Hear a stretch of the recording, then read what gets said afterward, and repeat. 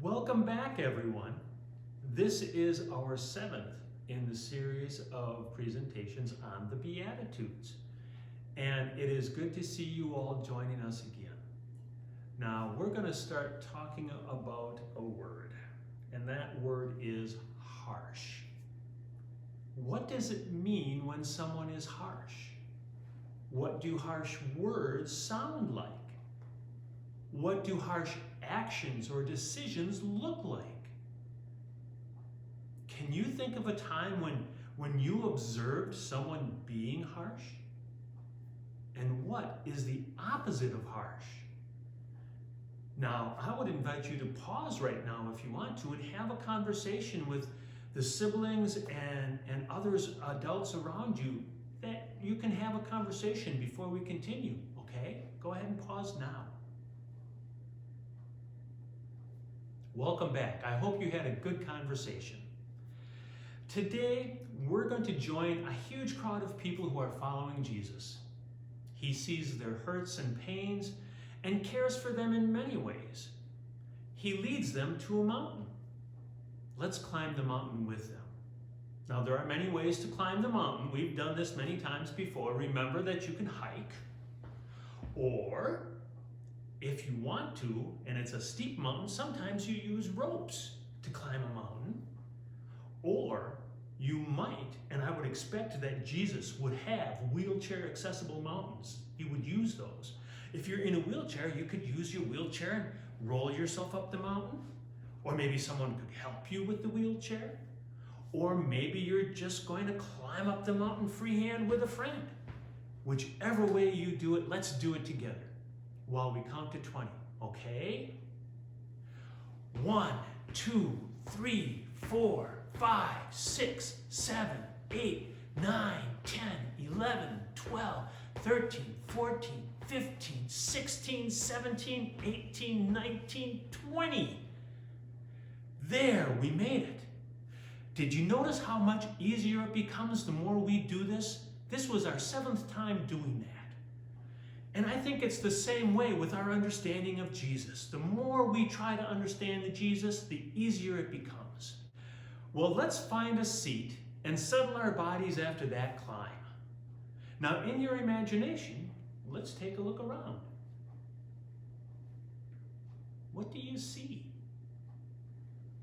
Now, we're on a mountain, and in Jesus' time, people believed mountains were holy and special places, places to be with God. And maybe that's because they reach up so high into the sky, certainly much higher than you and I can reach. How high can you reach?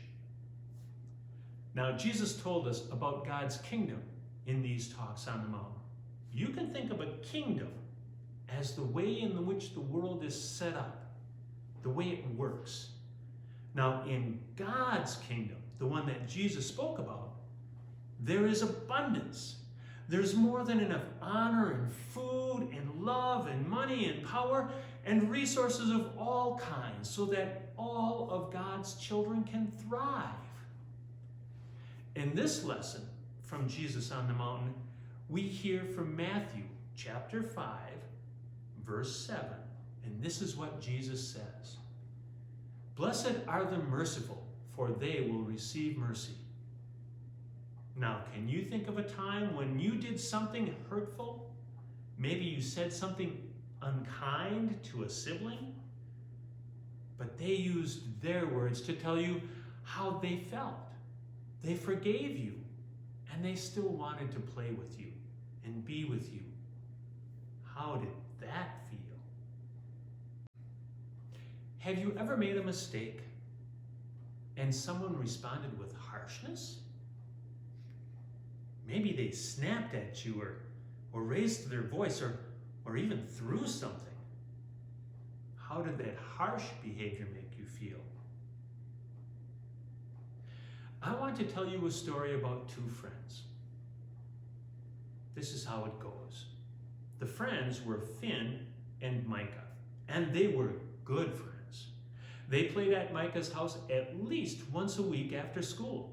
And their favorite activities were jumping on Micah's trampoline, isn't that fun? Playing with action figures, and cooking. They enjoyed the cooking a lot because they did it with the adults. One day, after Finn went home, Micah realized that one of his favorite action figures was missing. The next day, Micah saw an arm of that action figure sticking out of Finn's backpack. When Micah asked him about it, Finn said, "This is mine. My mom gave it to me this morning." But then Micah said to Finn, "Finn, it has my initials on its foot." Finn looked afraid and sad and angry all at once. Micah could tell that Finn didn't know what to do or to say in that moment.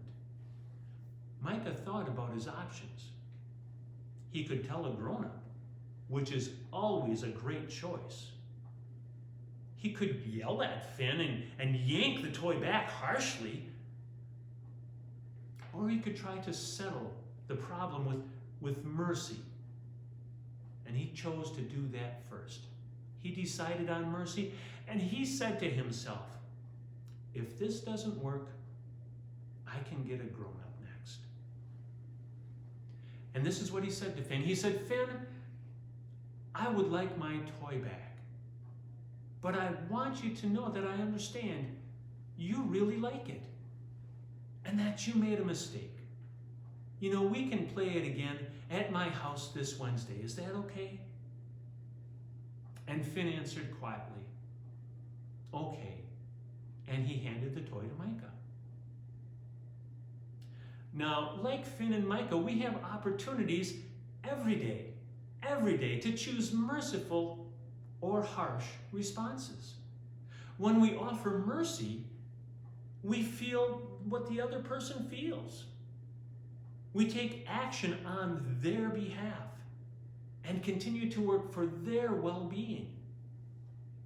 When we respond harshly, we hurt one another and ourselves.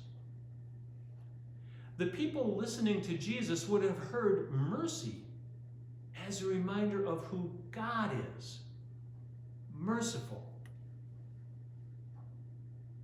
And when we try to feel how others might be feeling and show mercy by acting on their behalf and dedicating ourselves to their well-being, we're following God's example, the example that Jesus set for us.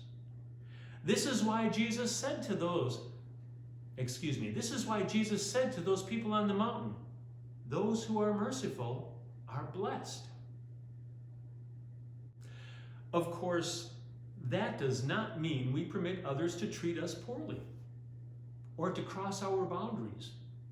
Mercy is about showing one another understanding. Mercy is about being okay with mean behavior. Telling someone to stop right now, that's not harsh. Sometimes we have to show mercy to ourselves by making safe choices and getting help if we need it. Now, let's make a circle with our hands, our fingers, and pretend that we're putting on a pair of glasses. Some of us don't have to pretend. Does everyone have their glasses on? Good. Now we're going to think of these as our mercy glasses. When we're wearing them, we look for instances of mercy around us. Or if we see harshness, you can put the glasses on to find a merciful way. Everyone we meet is God's beloved child. Someone who needs love, mercy, and help. Don't forget to look in the mirror too with your glasses on, because you're a beloved child of God. Now this week, let's try to wear our mercy glasses as much as we can. And if we're in a situation where it's especially hard to show mercy to someone, we can always use our hands to put these glasses on and help us remember. Now, before we part ways, I would like to bless you. A blessing is something you receive, so I want you to open your hands like a gift and be ready to receive it. I will speak a blessing. And if you receive it, take that blessing and put it into your heart. You ready? You are blessed because God shows you mercy. And you are blessed to show mercy to others.